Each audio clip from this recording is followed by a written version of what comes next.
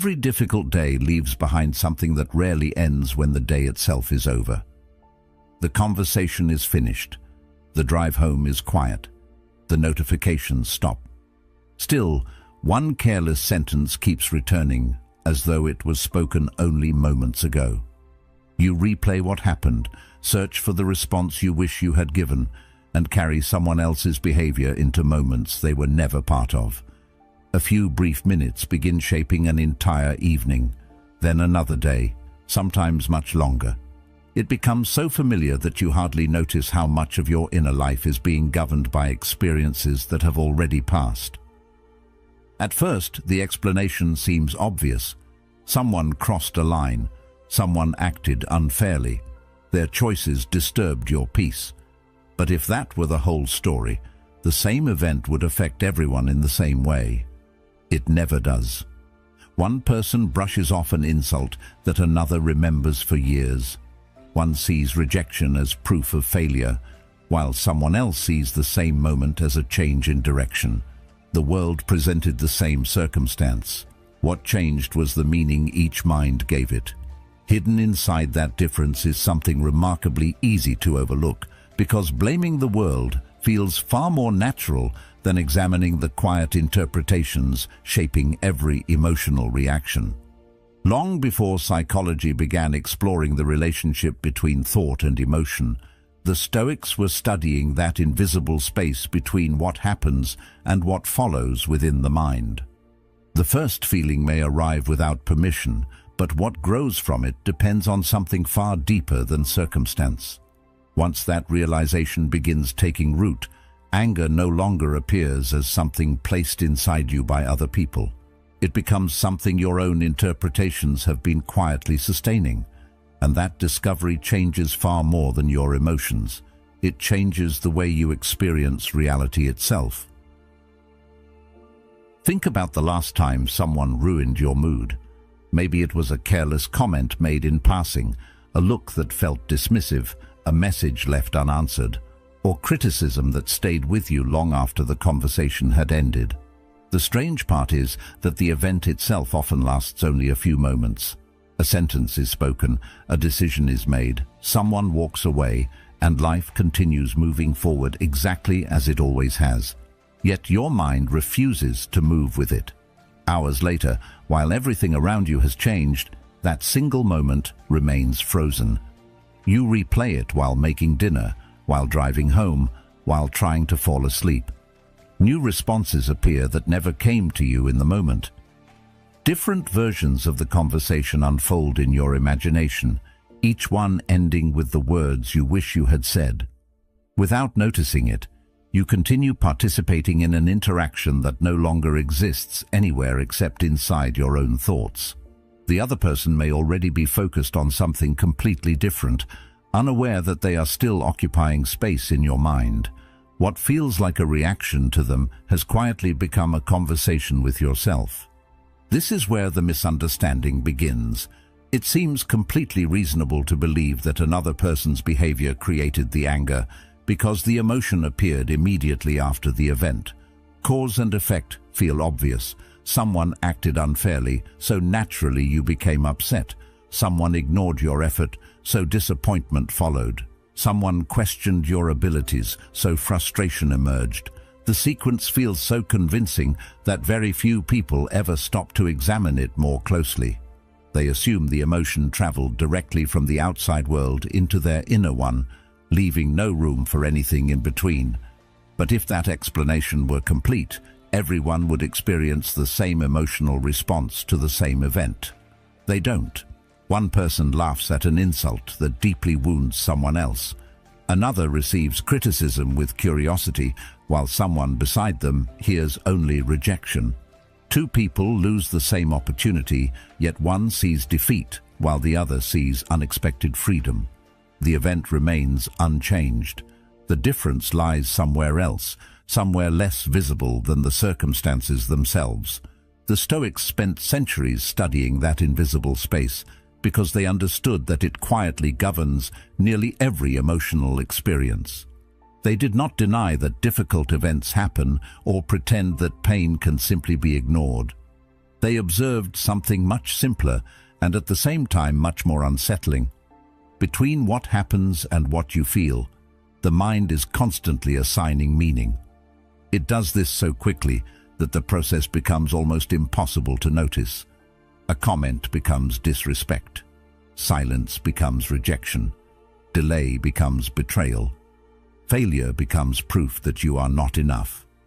As Epictetus observed, people are disturbed not by things, but by the views they take of them. The external event arrives first, but the emotional weight is added by interpretation.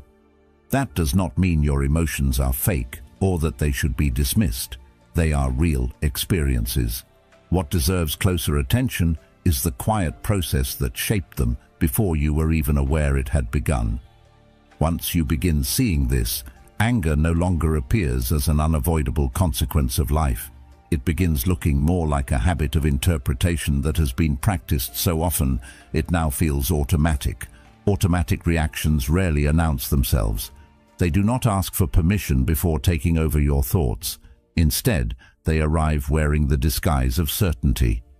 Your mind tells you that your conclusion is simply reality, not realizing it has already filled in countless details that were never actually confirmed. A delayed reply suddenly becomes evidence that someone no longer values you. A brief expression on another person's face becomes proof of judgment. Someone forgetting to acknowledge your effort becomes intentional disrespect. Very little of this comes from direct observation. Most of it comes from assumptions quietly completing unfinished stories. The human mind dislikes uncertainty. Faced with incomplete information, it naturally begins creating explanations.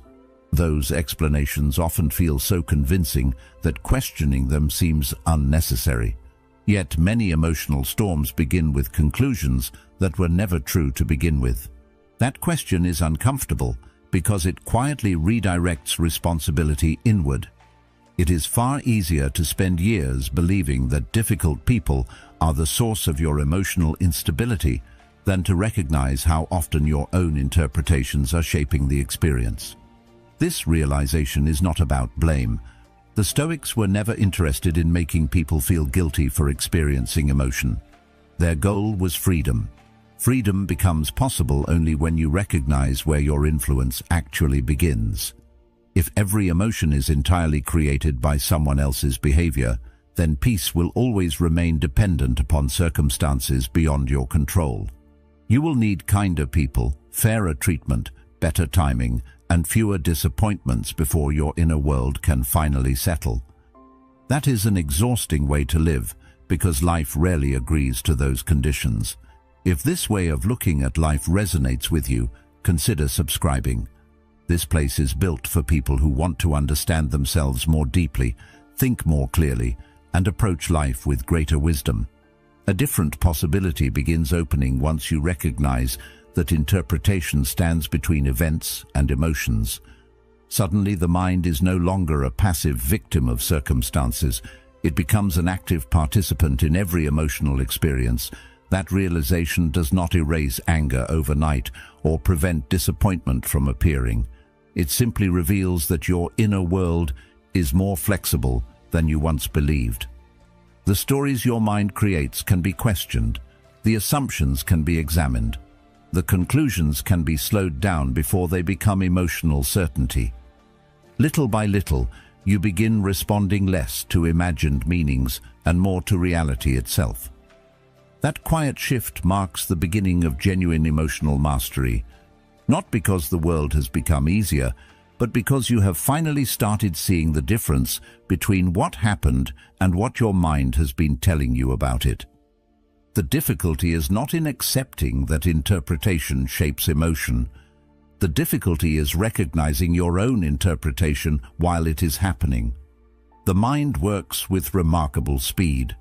Before you consciously understand what occurred, it has already organized the experience into a story that feels complete. Someone interrupts you, and your thoughts immediately whisper that they do not respect you. A message goes unanswered, and within minutes the silence begins transforming into rejection.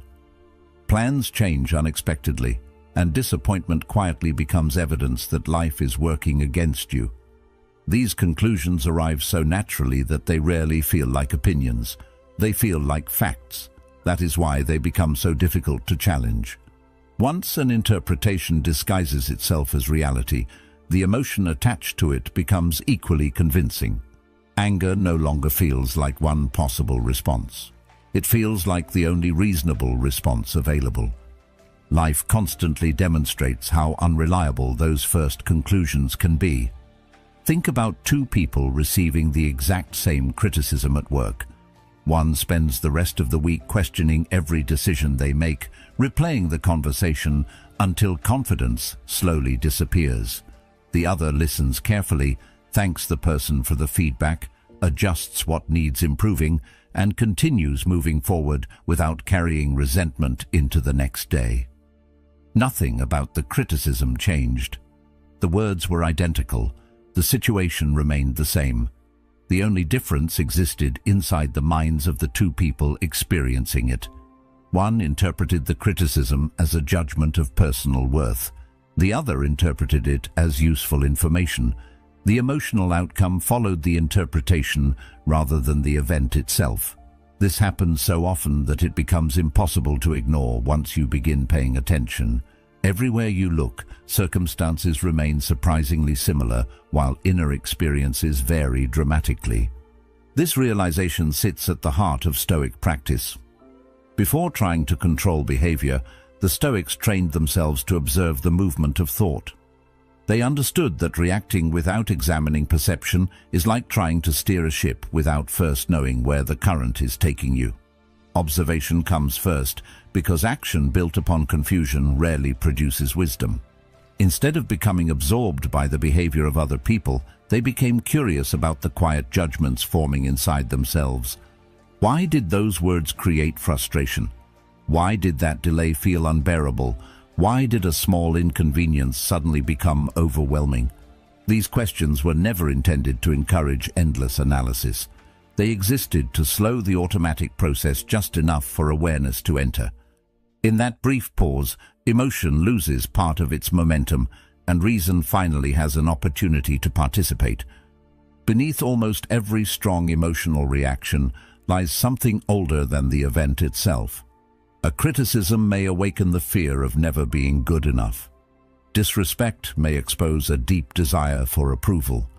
Rejection often reveals expectations that were never questioned in the first place. The surface emotion appears to concern today's situation, but its roots frequently reach much further back. That is why similar experiences continue producing similar reactions throughout life. Different people, different conversations, different places, yet somehow the emotional pattern remains familiar. Without realizing it, the mind keeps returning to the same hidden beliefs and asking the world to confirm them. Then, when reality cooperates, those beliefs grow stronger. The reaction feels justified because it has been repeated so many times that it becomes part of identity rather than simply another mental habit. Reacting requires very little effort. Reflection demands something far more difficult. It asks you to remain present long enough to notice your own thinking before becoming completely identified with it. This is uncomfortable because it removes the certainty that anger often provides. It is much easier to conclude that another person is entirely responsible for your emotional state than to admit that your own expectations quietly shaped the experience. Expectations often remain invisible precisely because they seem reasonable. You expect honesty, appreciation, fairness, punctuality, understanding, respect. None of these desires are inherently wrong. Problems begin when the mind quietly transforms them into demands that reality must satisfy. As Seneca observed, we suffer more often in imagination than in reality. The moment life fails to meet those demands, frustration appears almost automatically. What seemed like anger toward another person often began as resistance to reality, refusing to follow an internal script. Over time, this way of observing begins changing ordinary moments that once seemed insignificant. Waiting in traffic becomes an opportunity to notice impatience before it grows into irritation. An uncomfortable conversation becomes a chance to recognize defensiveness instead of automatically feeding it. A forgotten promise becomes an invitation to examine disappointment without immediately assigning blame. None of these situations become pleasant overnight, but they stop feeling as though they possess unlimited power over your inner world. Awareness creates a small amount of distance between the event and your response. That distance may appear almost invisible, yet it is where freedom quietly begins. The stronger your ability to notice the judgments beneath your emotions, the weaker those emotions become at convincing you they represent absolute truth. Gradually, something unexpected happens. Anger starts losing the certainty it once carried. It still appears because you are human, but it no longer arrives wearing the disguise of unquestionable reality. Instead, it becomes information pointing toward something deeper inside the mind, an expectation, a fear, an attachment, a belief that has gone unexamined for far too long. Once you begin seeing emotional reactions in this way, difficult people stop being your greatest teachers by accident alone. They become mirrors revealing the hidden assumptions that have quietly directed your life for years. That realization marks the beginning of genuine self-mastery, because lasting peace has never depended solely on changing the world around you. It begins with understanding the invisible world, interpreting it. Emotional mastery is often misunderstood because it is judged from the outside instead of experienced from within. A calm person is frequently assumed to be someone who no longer feels deeply. Someone who remains composed during conflict is sometimes described as detached, indifferent, or emotionally distant. This misunderstanding has followed Stoicism for centuries. Many people picture the Stoics as individuals who hardened themselves until nothing could affect them anymore, as though wisdom required becoming less human. That image is persuasive because it appears strong, but it completely misses the point. The Stoics never sought to eliminate emotion. They sought to prevent emotion from becoming the unquestioned ruler of their decisions. They knew disappointment would still arrive, grief would still visit, fear would still appear without invitation. Anger itself was never treated as proof of failure. The real question was always what happened after the emotion appeared. Did it immediately seize control of thought, speech, and action, or did reason quietly step forward before the emotion decided everything on its own? Unfortunately, very few people notice where one ends and the other begins. The transition happens so quickly that emotion feels inseparable from identity. Someone speaks harshly, and within seconds the mind begins constructing arguments, rehearsing retaliation, searching for proof that the other person was wrong. What started as a brief emotional impulse rapidly becomes an entire mental world built around protecting the ego. Hours may pass before the body begins calming down, yet the mind continues feeding the experience with fresh interpretations, imagined conversations, and repeated justifications.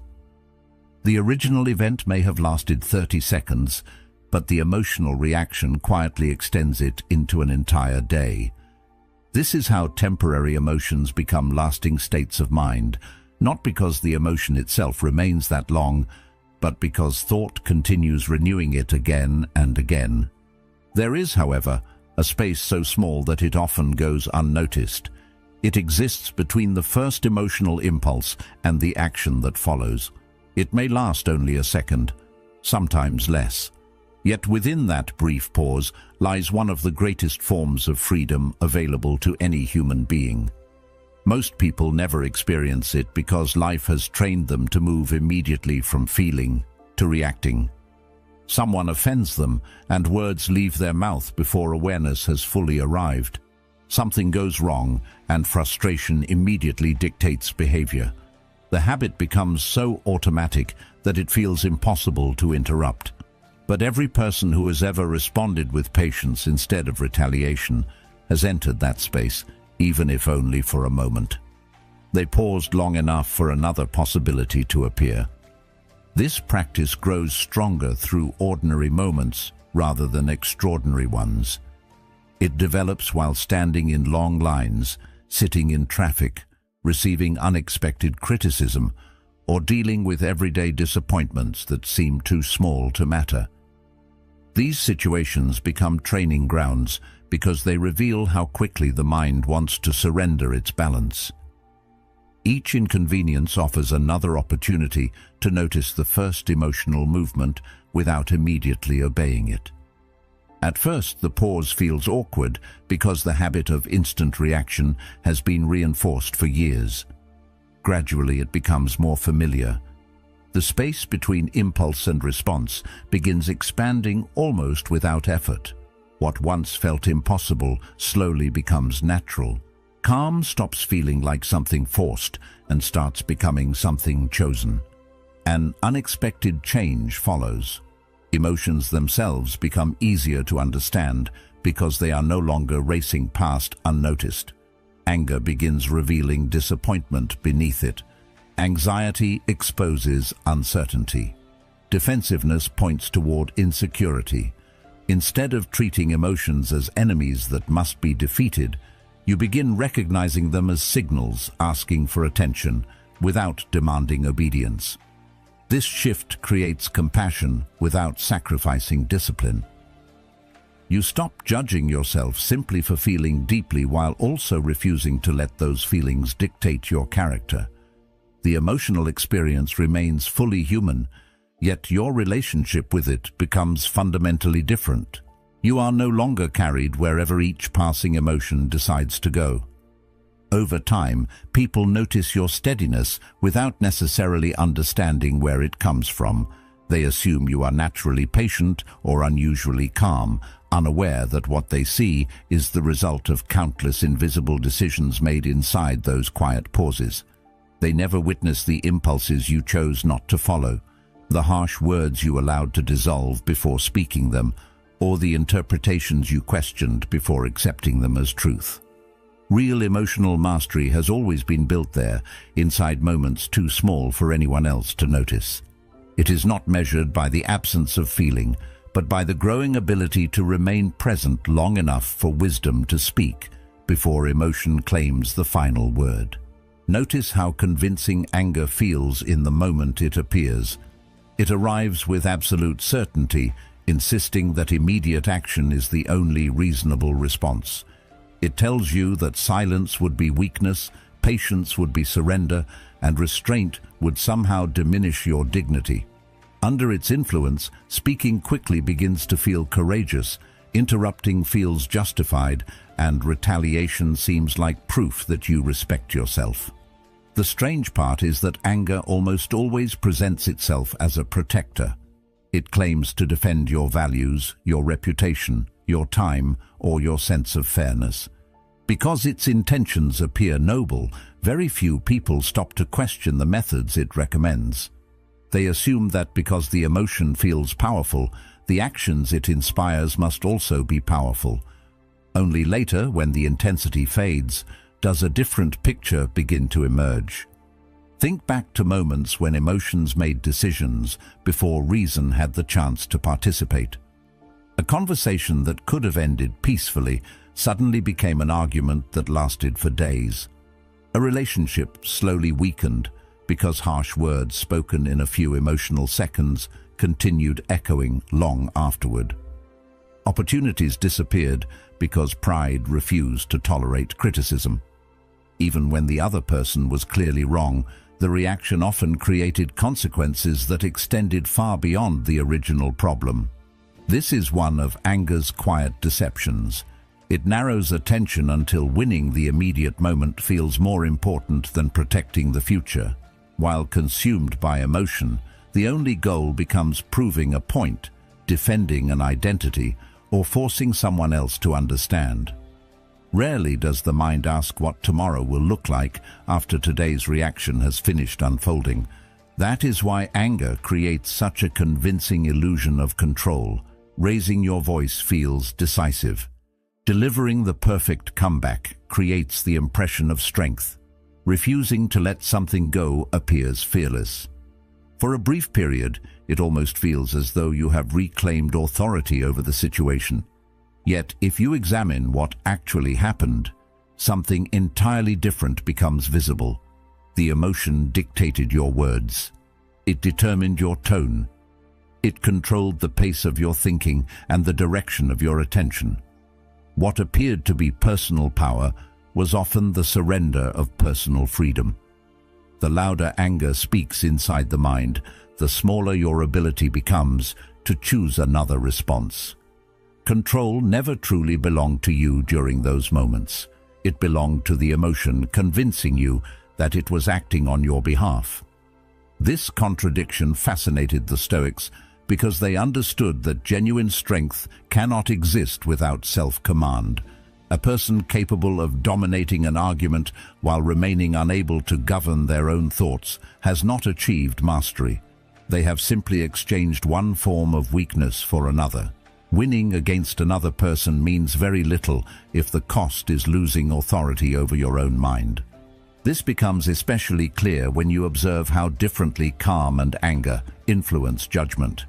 Anger rushes toward conclusions because certainty feels satisfying. Calm remains willing to gather more information before deciding. Anger searches for evidence that confirms its story. Calm remains open to discovering that the first interpretation may have been incomplete. Anger demands immediate action because waiting feels unbearable. Calm understands that time often reveals what emotional urgency hides. As Aristotle observed, it is easy to become angry, but to be angry with the right person, to the right degree, at the right time, for the right purpose, and in the right way, is not easy. Neither state changes external reality, yet each creates an entirely different relationship with it. One narrows perception until only threat remains visible. The other expands perception until complexity returns. Suddenly, another person's actions are no longer reduced to simple categories of enemy or ally, respect or disrespect, victory or defeat. Reality becomes more nuanced, and wiser decisions naturally follow. This does not mean calm people avoid confrontation or accept mistreatment without response. Stoicism has never been about passive acceptance. It has always been about deliberate action. There are moments when firm boundaries must be established, difficult conversations must happen, and injustice must be challenged directly. The difference lies in the source of those actions. A response guided by anger usually seeks emotional relief before anything else. A response guided by clarity seeks resolution. One attempts to discharge uncomfortable feelings as quickly as possible. The other attempts to solve the actual problem. From the outside, the two responses may appear similar because both can involve speaking firmly or refusing unacceptable behavior.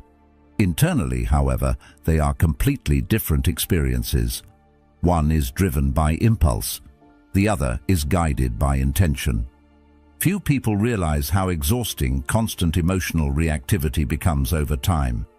Every disagreement consumes energy long after it ends. Every imagined insult requires mental attention. Every unnecessary argument leaves behind emotional residue that quietly follows you into conversations that had nothing to do with the original conflict. Eventually, the mind becomes conditioned to expect offense even where none exists. Ordinary situations begin triggering defensive reactions because vigilance has become a habit. Peace grows increasingly difficult to experience, not because life has become harsher, but because the nervous system has learned to remain prepared for battles that often never arrive. This is one of the hidden costs of uncontrolled anger. It rarely limits itself to isolated moments. It gradually reshapes your entire relationship with the world. The Stoics understood that preserving inner stability required protecting attention as carefully as others protect possessions. Once your attention becomes completely captured by another person's behavior, your inner freedom quietly begins slipping away, They may not control your circumstances, but they begin influencing your thoughts, your emotions, and eventually your choices. This is why refusing unnecessary provocation is not an act of avoidance. It is an act of self-respect. You are choosing not to allow another person's temporary behavior to become the permanent architect of your internal state. That decision often feels invisible because it happens entirely within the mind, yet it represents one of the strongest forms of discipline a person can develop. Gradually, something remarkable begins changing. Situations that once demanded immediate emotional reactions lose much of their urgency. You notice criticism without instantly becoming defensive. You encounter disrespect without feeling compelled to prove your worth. You recognize anger arising inside you without assuming it deserves obedience. That does not make you indifferent. It makes you increasingly difficult to manipulate. The person standing before you still possesses opinions, moods, and unpredictable behavior, but none of those things automatically determine your own. In that quiet independence, real strength finally reveals itself. It was never hidden inside louder words, sharper arguments, or quicker retaliation. It was waiting in the ability to remain fully responsible for your own mind, regardless of what another person chose to bring into the moment. Steadiness rarely begins with mastering difficult people. It begins with becoming less of a stranger to yourself. That may sound simple, yet it is one of the hardest forms of work because the mind naturally prefers looking outward instead of inward. It is easier to analyze someone else's flaws than to examine the invisible patterns shaping your own reactions. When a conversation leaves you frustrated, attention immediately moves toward what the other person said or failed to say. When disappointment appears, the circumstances seem like the obvious cause. Rarely does the mind pause long enough to ask why this particular event carried so much emotional weight. The answer is often hidden beneath the surface, quietly influencing your responses long before the situation unfolded. Until those hidden influences become visible, they continue directing your emotional life without ever introducing themselves. This is why the same emotional patterns seem to repeat with different people. One difficult relationship ends, only for another one to begin with surprisingly familiar dynamics. A criticism from one person hurts in almost exactly the same way criticism from someone years earlier once did. Rejection continues producing the same internal collapse, regardless of who delivers it. Disrespect consistently awakens the same urge to defend yourself. It is tempting to believe life simply keeps sending the wrong people into your path, but repetition often points somewhere deeper. The people change, the situations change, the emotional pattern remains. That consistency suggests something inside the mind has been waiting to react in the same familiar way. Life simply continues providing opportunities for it to reveal itself. Many of these hidden patterns begin forming long before we are aware they exist. A child who receives approval only through achievement may quietly grow into an adult who believes personal worth depends on constant success. Someone repeatedly ignored may develop a powerful sensitivity to feeling overlooked. Another person who experienced frequent criticism may begin interpreting ordinary feedback as personal rejection. None of these beliefs announce themselves openly. They settle beneath awareness and slowly become part of how reality is interpreted. Years later, a simple conversation activates emotions that seem far larger than the situation itself. The present moment appears responsible, but in truth it has awakened something much older. This is why certain experiences feel surprisingly intense, while others pass without much difficulty. The emotion is often connected less to what happened today than to what has remained unresolved for years. The Stoics encouraged careful observation because they understood that awareness weakens unconscious habits. A recurring emotional reaction should never be viewed merely as something to eliminate. It should first be understood. Strong emotions often function like signals pointing toward unfinished work inside the mind. Anger may reveal a deep attachment to control. Anxiety may expose uncertainty that has been resisted rather than accepted.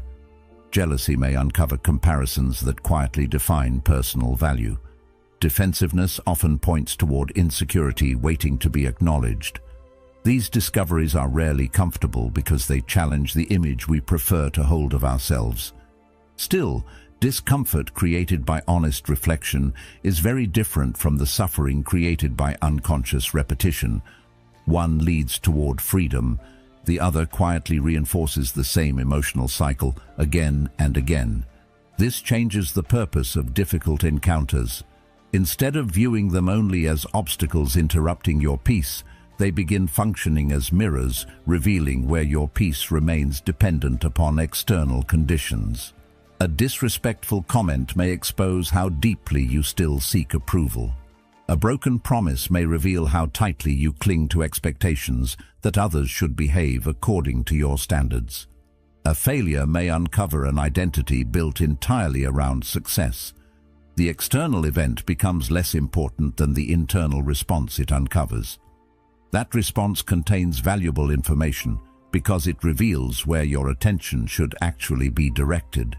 Without those moments, many hidden attachments would remain invisible. Comfort has a way of concealing weaknesses that difficulty immediately brings into the light. Gradually, blame begins losing its appeal. Blaming others may provide temporary emotional relief, but it rarely produces lasting change because it leaves your inner patterns untouched. The same emotional reactions quietly wait beneath the surface until another situation activates them once again. Self-observation creates a completely different path. Instead of searching for someone else to change, you become curious about the beliefs quietly directing your interpretations. Why does approval feel so necessary? Why does disagreement immediately feel personal? Why does uncertainty create such powerful discomfort?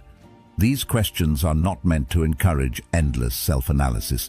They exist because understanding weakens automatic reactions. What remains unconscious controls behavior. What becomes conscious can finally be examined with honesty instead of fear. This process also requires patience because deeply rooted habits rarely disappear after a single insight. The mind naturally returns to familiar interpretations, especially those repeated for many years. You may recognize an attachment today and still react from it tomorrow. That does not mean progress has stopped. Awareness itself changes the experience.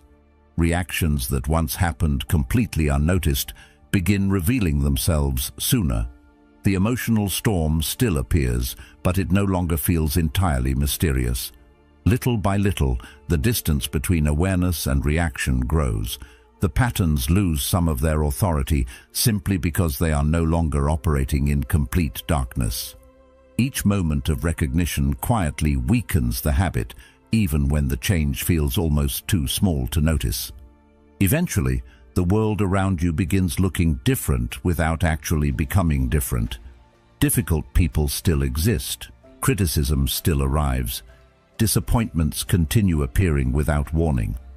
The difference is that each encounter now offers something more valuable than immediate emotional satisfaction. It offers understanding. Every challenge becomes another opportunity to notice where attachment still exists, where expectations remain rigid, and where your peace continues depending on conditions outside yourself. That shift changes the entire purpose of adversity. Instead of seeing life as a series of interruptions preventing inner calm, you begin recognizing that many of those interruptions have quietly been inviting you toward deeper self-knowledge all along. Gradually, something begins changing in ways that are almost too subtle to notice at first. The situations themselves remain remarkably familiar. Someone interrupts you before you finish speaking. A promise is broken. A stranger behaves rudely for no apparent reason. A colleague takes credit for your work. Someone misunderstands your intentions despite your best efforts to explain them. Life continues presenting the same challenges it always has. The difference appears somewhere much quieter. The emotional storm that once followed these moments no longer arrives with the same force. The impulse to defend yourself still exists, but it no longer feels irresistible. Frustration still knocks at the door, yet it is no longer welcomed inside without question. Instead of being swept away by the first emotional wave, you begin noticing it as it rises. That single change alters far more than it first appears. The first signs of progress rarely feel dramatic. They often reveal themselves through moments that seem almost ordinary. You catch yourself taking one slow breath before responding instead of speaking immediately. You notice irritation forming without allowing it to dictate your next sentence. A disagreement ends, and instead of replaying it throughout the evening, your attention naturally returns to the present.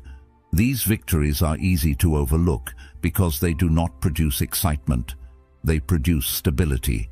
Modern life celebrates dramatic transformation, yet genuine inner change is usually quiet. It resembles a river gradually changing direction rather than a storm suddenly clearing the sky. The habits that once controlled you simply begin losing their influence, one small decision at a time. As this continues, your relationship with silence changes as well.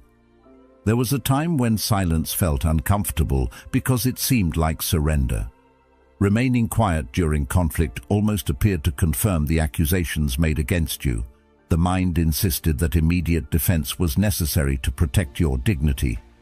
Gradually, you begin recognizing that many explanations exist only to satisfy the ego in the moment. Not every misunderstanding requires correction. Not every criticism deserves an answer.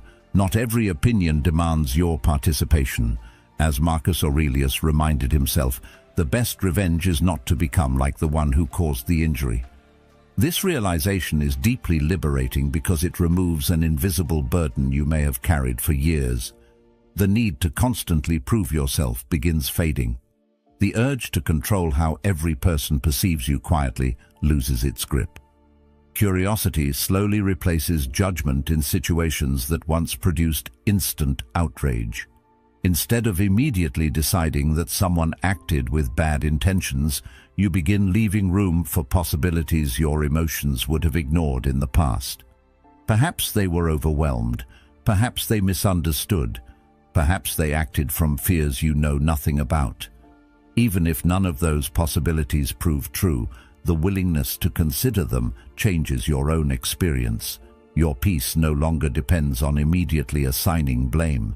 Curiosity creates space where certainty once lived. That space allows reason to remain active instead of becoming overwhelmed by emotional urgency.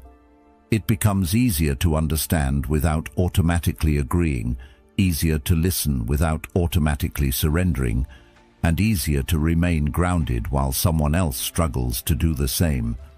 Reflection gradually takes the place of retaliation. Before reacting, your attention naturally turns inward for a brief moment. You begin noticing what is happening inside yourself before deciding what should happen outside yourself. Is this response coming from wisdom or wounded pride? Is this conversation actually about the present moment, or has an older insecurity quietly joined it? Questions like these do not weaken your position. They strengthen it because they prevent temporary emotions from making permanent decisions. The pause you once had to consciously create slowly becomes part of your character. Others may see only your calm response, unaware of the countless internal habits that made such composure possible. An interesting shift begins taking place in your relationships. Difficult people still behave in difficult ways, but they no longer possess unlimited access to your emotional world. Their words may reach your ears without automatically reaching your identity. Their criticism may deserve consideration without becoming self-condemnation. Their approval becomes pleasant without becoming necessary. This subtle independence changes how others experience your presence. Conversations become less about defending yourself and more about understanding what is actually happening. You stop reacting to imagined threats that exist only inside interpretation. The energy once spent protecting your ego becomes available for listening, observing, and responding with greater clarity. This does not mean difficult days suddenly vanish. There will still be mornings when irritation appears before breakfast, afternoons when disappointment catches you off guard, and evenings when exhaustion makes patience feel unusually difficult. Emotional mastery has never meant perfection. It means recovering more quickly because awareness interrupts the old cycle before it grows stronger. A reaction that once consumed an entire week may now last only an hour. An argument that once damaged a relationship may now become an honest conversation. The emotion still arrives, but it no longer decides how the story ends. That quiet difference is far more significant than never becoming upset at all. Eventually, people notice something they cannot quite explain. They describe you as calm, grounded, or unusually difficult to provoke. They assume life has become easier for you, unaware that your circumstances remain much like everyone else's. The real change happened somewhere they could never observe. Your mind slowly stopped handing every external event permission to determine its condition. Approval no longer creates lasting pride. Criticism no longer creates lasting collapse, and conflict no longer automatically steals your peace. For the first time, emotional stability stops depending upon what happens around you and begins depending upon the discipline with which you meet each moment. That is where lasting freedom quietly begins, not because the world has finally learned to leave you alone, but because your inner world has learned that it no longer needs the world's permission to remain at peace. Eventually, people begin noticing something they cannot quite describe. They may never mention it directly, yet their behavior around you quietly changes. Conversations that once became arguments now settle more quickly. Those who once expected immediate emotional reactions seem almost surprised when they no longer receive them. Others begin speaking more honestly because they sense they are no longer dealing with someone ruled by impulse. Nothing dramatic has happened on the surface. You still laugh, still experience disappointment, still care deeply about the people in your life. The difference exists in the quiet spaces between events and reactions. You no longer appear rushed to defend yourself or anxious to convince everyone that you are right. There is a steadiness in your presence that did not exist before, and while others may struggle to explain it, they instinctively recognize it. One reason this change becomes noticeable is because the need to constantly prove yourself begins disappearing.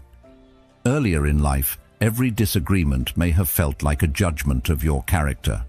Every criticism carried the weight of personal rejection. Every misunderstanding seemed to demand immediate correction because silence felt too much like defeat.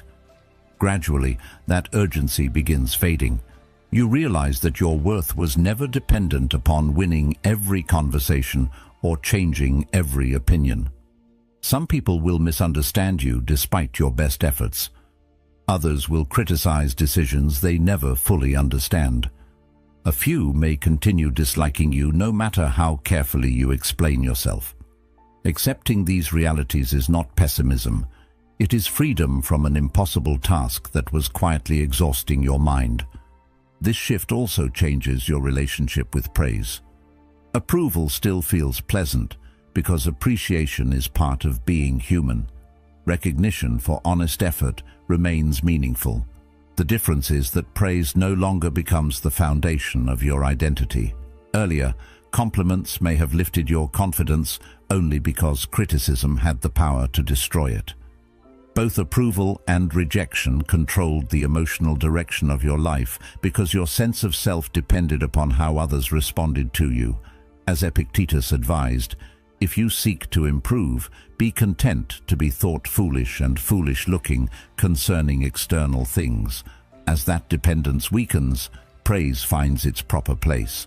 It becomes something to appreciate without becoming something to chase. You stop measuring your value by the changing opinions of people whose perspectives naturally rise and fall with circumstances. Your confidence begins resting somewhere far more stable than public approval. The same transformation quietly affects criticism. Words that once lingered for days begin losing their ability to occupy your attention indefinitely. You still listen because useful feedback remains valuable regardless of how it is delivered. At the same time, unfair criticism no longer follows you into every quiet moment. The mind gradually learns to separate another person's opinion from objective reality. Someone else's frustration no longer automatically becomes evidence that you have failed. Another person's misunderstanding no longer demands endless explanation. You begin asking whether criticism contains something worth learning, rather than immediately deciding whether it threatens your identity. That simple change protects enormous amounts of emotional energy that was once spent fighting battles existing only inside your own thoughts. The Stoics understood that this quiet independence represented one of the highest forms of freedom available to a human being. They never imagined freedom as escaping responsibility or avoiding difficulty. Life continued presenting illness, disappointment, betrayal, uncertainty, and loss. None of those experiences disappeared simply because someone practiced philosophy. Freedom meant something far more practical. It meant carrying stability into unstable situations. It meant remaining capable of clear judgment while others surrendered to impulse. It meant refusing to allow temporary circumstances to permanently shape the condition of the mind. External events could still influence the day, but they no longer possessed unlimited authority over the person experiencing them.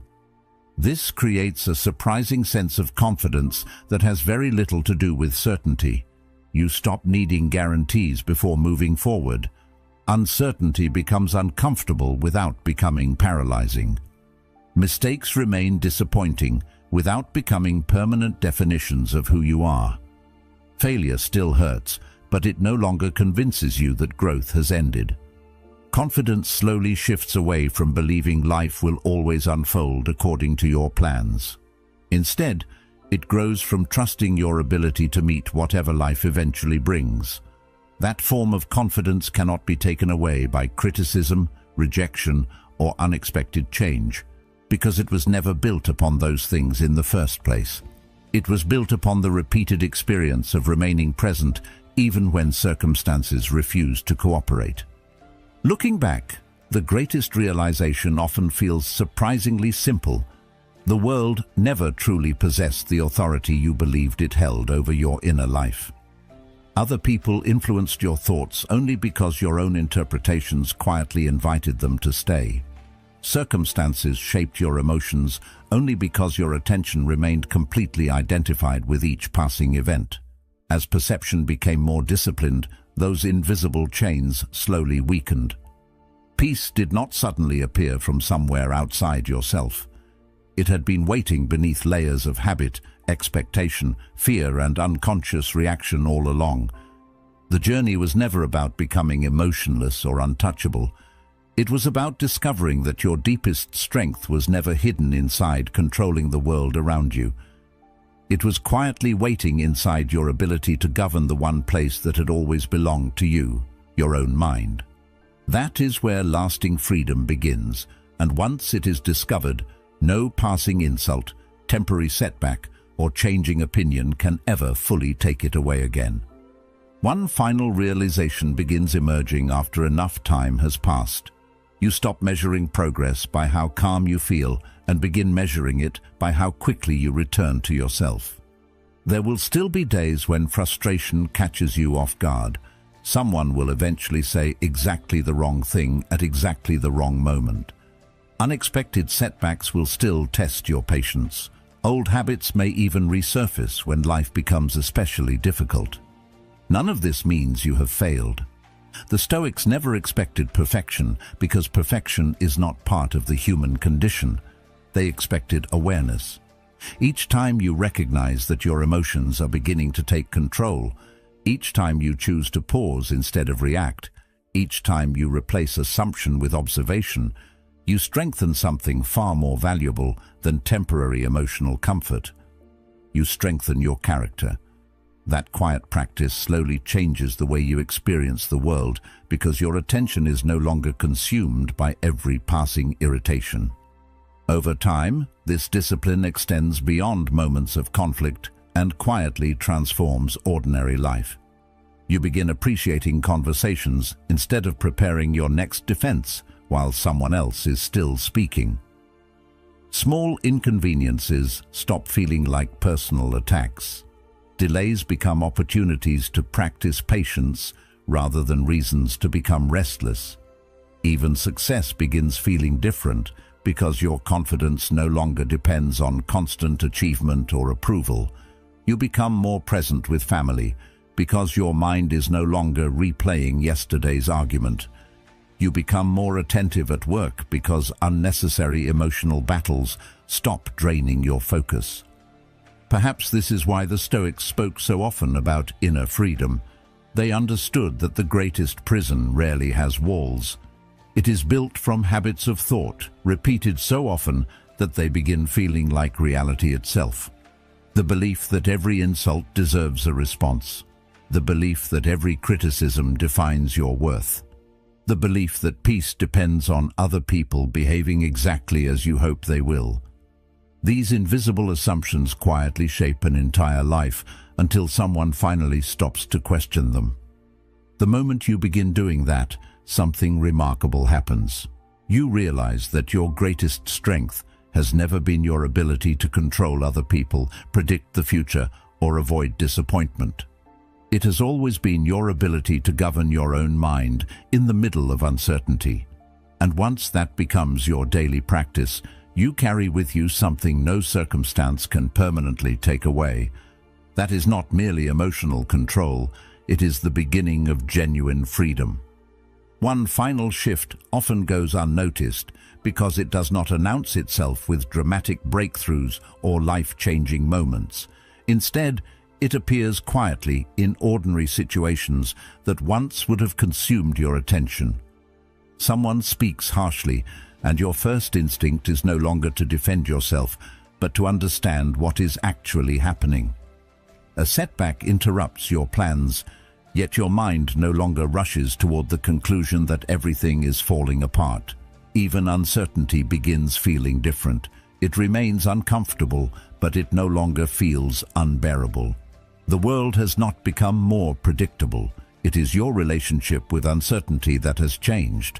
You begin trusting something that once seemed impossible to trust, your own ability to remain steady regardless of what happens next.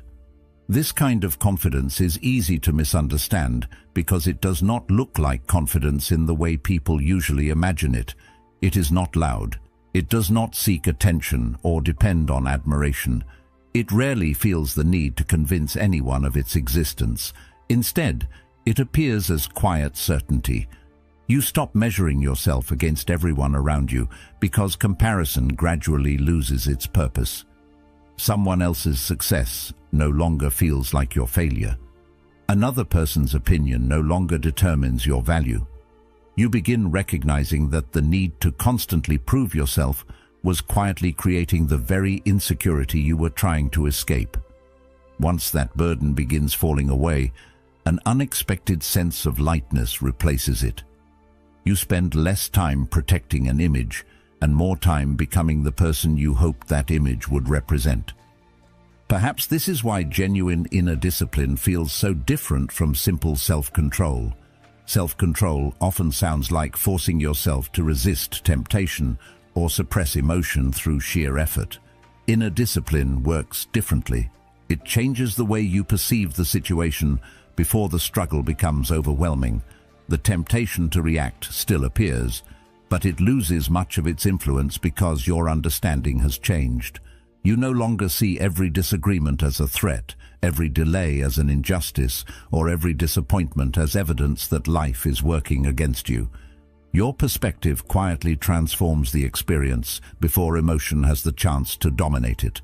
What once required constant effort gradually becomes part of your character, and character always requires less energy than performance. As this way of living becomes more familiar, you also begin offering something valuable to the people around you without even trying. Calm has a quiet influence. Someone else's frustration no longer automatically becomes your frustration. Another person's anger no longer forces anger out of you in return. Your steadiness creates space where conversations can unfold differently. People often respond to the emotional atmosphere you bring into a room more than the words you choose. By refusing to add unnecessary hostility, you quietly reduce it. By remaining patient, you make patience possible for others. This is not because you control them, but because emotional balance has a way of inviting balance in return. Even when it does not change another person, it prevents their emotional state from becoming your own. Eventually, you stop asking whether life will ever become free from conflict because the question itself no longer matters. You understand that challenges were never the true obstacle. The greater challenge was learning how to meet them without losing yourself in the process. That realization changes the purpose of philosophy entirely.